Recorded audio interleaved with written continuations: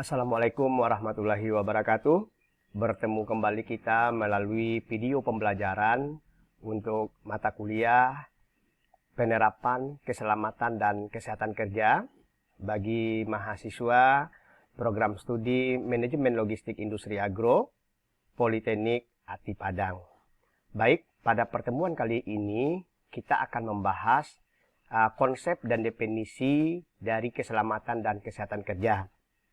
Seperti pada pertemuan pertama, kita sudah membahas sejarah daripada keselamatan dan kesehatan kerja itu diterapkan di tempat kerja.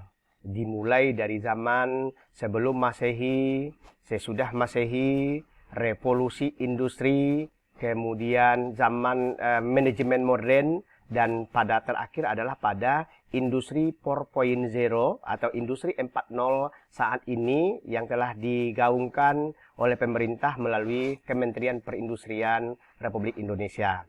Nah, dalam industri 4.0 itu keselamatan dan kesehatan kerja baik di industri maupun di mana kegiatan aktivitas yang berhubungan dengan mempekerjakan orang, maka sangat diperlukan pentingnya penerapan keselamatan dan kesehatan kerja. Nah, pada pagi hari ini kita akan membahas tentang beberapa konsep dan definisi daripada keselamatan dan kesehatan kerja. Ya, saudara mahasiswa, kita akan mulai ya. Jadi, pada kesempatan ini itu kita akan lihat dulu kompetensi apa yang akan saudara miliki setelah saudara memahami daripada materi ini. Kompetensi pertama yaitu adalah saudara memahami konsep dan definisi keselamatan dan kesehatan kerja atau nanti yang disingkat dengan istilah K3. Kompetensi kedua, saudara memahami dan menjelaskan tujuan K3 diterapkan di tempat kerja. Yang ketiga, saudara memahami dan menjelaskan sasaran K3 di tempat kerja. Kemudian saudara memahami dan menjelaskan peran dan ruang lingkup K3 di tempat kerja. Kemudian yang kelima, saudara memahami dan menjelaskan isu-isu K3 di tempat kerja. Dan kompetensi terakhir adalah saudara mampu mengimplementasikan K3 di tempat kerja. Ya, apakah nanti di kampus, di tempat tinggal saudara, atau kalau seandainya Anda sudah tamat dan lulus serta bekerja, maka Anda sudah tahu dengan konsep daripada K3 di tempat kerja. Ya, kita lihat 3 konsep yang pertama. Kalau dari istilah dari K3 itu terdiri dari ada keselamatan, ada kesehatan, dan ada kerja. Supaya saudara paham, maka ini satu persatu akan kita jelaskan apa itu keselamatan dan apa itu kesehatan dan apa itu kerja. Kalau ini konsep ini sudah matang, maka saudara bisa mendefinisikan apa itu K3. Ya, jadi K3 itu dimulai nanti daripada ada inputnya. Ya, inputnya itu adalah berupa alat, kemudian ada bahan, ada tenaga kerja. Nanti ini kita proses. Jadi tenaga kerja ini dalam dia agar dia selamat menggunakan alat, agar dia selamat dalam menggunakan bahan, maka diperlukan adalah kesehatan dan lingkungan di mana dia itu berada. Nah, dari sini kita akan lihat satu persatu konsep dan definisinya. Keselamatan atau safety adalah perlindungan terhadap pekerja agar tidak terluka akibat kecelakaan kerja. Seperti ada slogan ya, be careful, the best safety device in a careful worker, get the safety habit. Maka hati-hati di sini, makanya jadikan keselamatan adalah sebagai habit atau kebiasaan kita. Yang kedua, kesehatan atau health adalah pekerja terbebas dari penyakit fisik dan mental. Nanti kita akan bahas juga ada yang namanya PAK, penyakit akibat kerja. Ya, kerja adalah aktivitas yang dinamis dan bernilai atau penggunaan proses mental dan fisik dalam mencapai beberapa tujuan yang produktif. Nah, ini kita pecah satu-satu ya. Keselamatan ini, kesehatan ini, dan kerja adalah ini. Kalau kita gabung, maka timbullah konsep apa itu yang dikatakan dengan K3. Namun, untuk mendefinisikan K3 itu diperlukan beberapa pendekatan, ya. Jadi untuk mendefinisikannya secara filosofi K3 itu apa, secara hukumnya seperti apa, secara kemanusiaan, secara ekonomi dan keilmuan. Inilah pendekatan yang digunakan dalam memberikan konsep dan memahami tentang K3. Kita lihat. Secara filosofi, K3 itu adalah upaya atau pemikiran dan penerapannya yang ditujukan untuk menjamin keutuhan dan kesempurnaan baik jasmani maupun rohani tenaga kerja pada khususnya dan manusia pada umumnya, hasil karya dan budaya untuk meningkatkan kesejahteraan tenaga kerja. Ini definisi K3 berdasarkan pendekatan filosofi. Kemudian berdasarkan pendekatan filosofi itu juga, maka secara keilmuan, K3 itu adalah suatu ilmu pengetahuan dan penerapannya dalam upaya mencegah kecelakaan, kebakaran, peledakan, pencemaran, penyakit akibat kerja. Ya. Nah, kemudian secara hukum, ini peraturan yang mengatur tentang K3.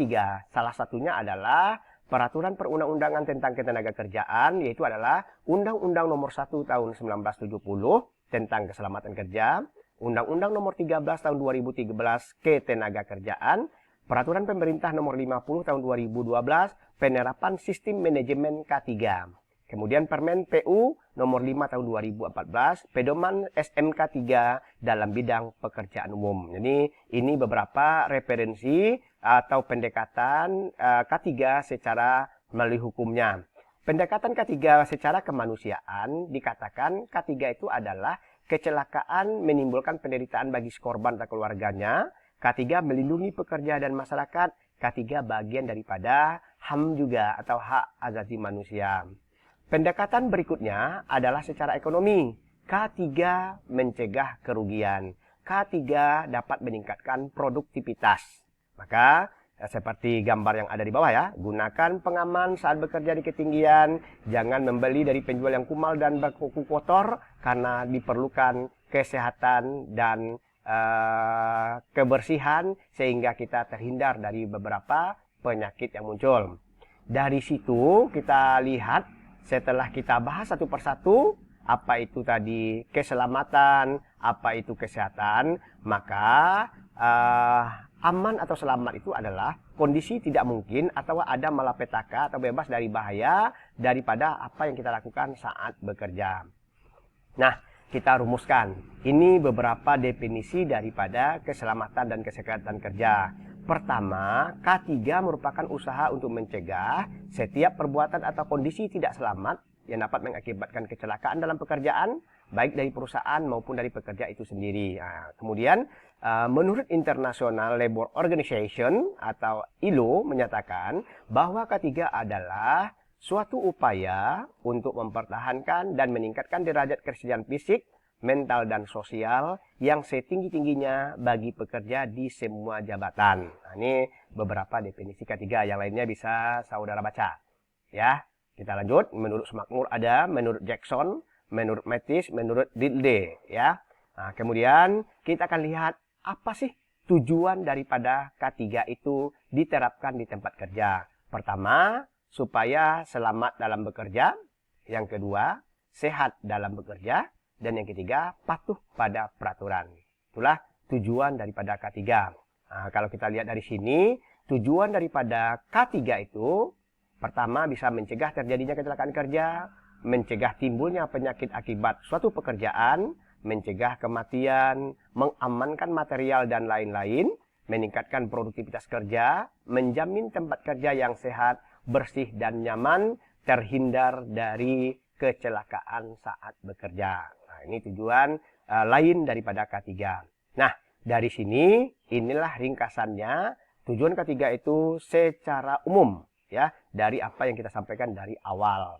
Untuk mencapai tujuan dari K3, maka perlu diperhatikan faktor-faktor beban kerja, kapasitas kerja atau daya kerja, lingkungan kerja. Beban kerja bagi seorang pekerja itu meliputi beban fisik, mental, dan sosial. Maka dalam bekerja, beban ini harus kita hindari agar kita selamat dalam bekerja.